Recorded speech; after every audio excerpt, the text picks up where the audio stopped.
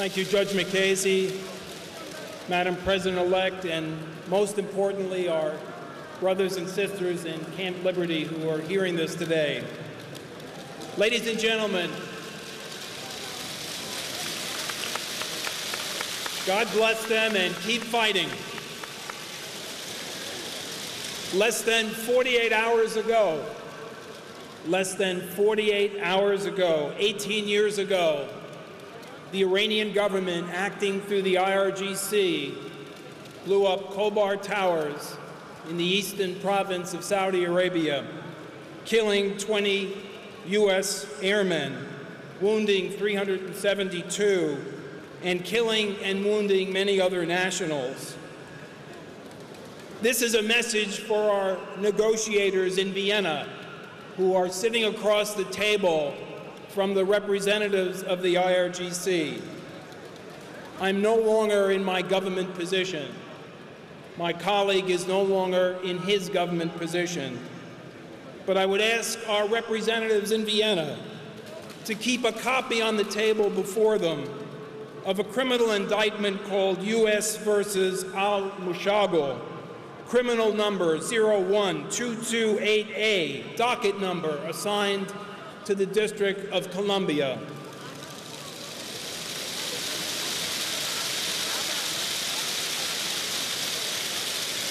Defendants, members of Hezbollah al-Hajjaz, and the Iranian government, which is mentioned in that indictment, are fugitives from the United States for the murder of those individuals. So perhaps as a condition of our negotiation, we could request the extradition of those 15 defendants to stand trial for murder.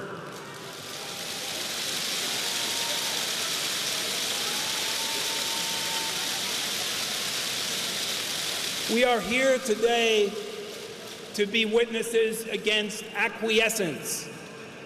The word is acquiescence. It was called appeasement by one of my colleagues.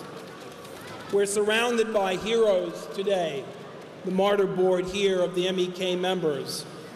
I just attended our 70th anniversary D-Day memorial in Omaha Beach.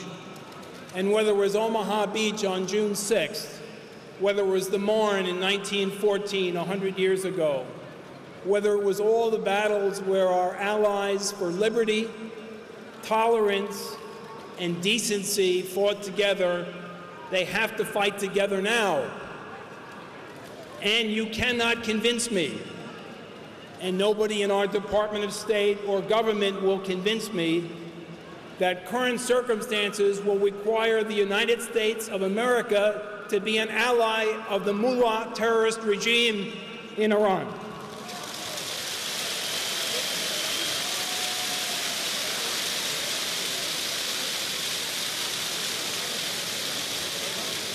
There's a letter that I have here today. I won't read the whole thing to you, but it's dated quite appropriately June 7, 2014, to the President of the United States. It's signed by 38 of the most prominent American politicians, military leaders, statespersons, academics.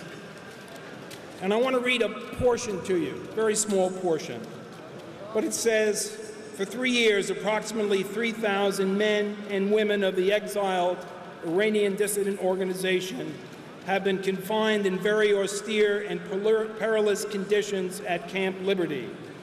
The truth is that these residents of Camp Liberty have fulfilled every assurance and received by the United States government its promises, and the United States has failed to support and fulfill every assurance it has extended to these residents.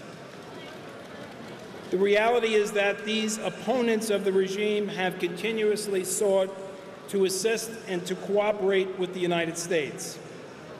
And the letter concludes, we call upon you, Mr. President, to adjust a policy that is failing to produce the intended results and instead continues to invite lethal attacks against unarmed civilians we pledged to protect, monitor, and relocate expeditiously. U.S. credibility and honor are diminished with every casualty incurred by these residents. Madam Rajavi, you talked about the roadmap to freedom. We should keep in mind the roadmap to freedom and safety for our brothers and sisters in Camp Ashraf. This is not very complicated. This does not require diplomacy. It does not require negotiation in Vienna.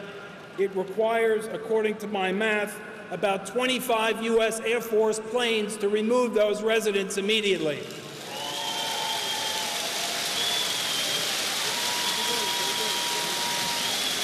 And how fitting, ladies and gentlemen, that the United States Air Force, 19 of whom members were murdered by the Iranian regime, bring now the Iranian resistance out of harm's way. Thank you.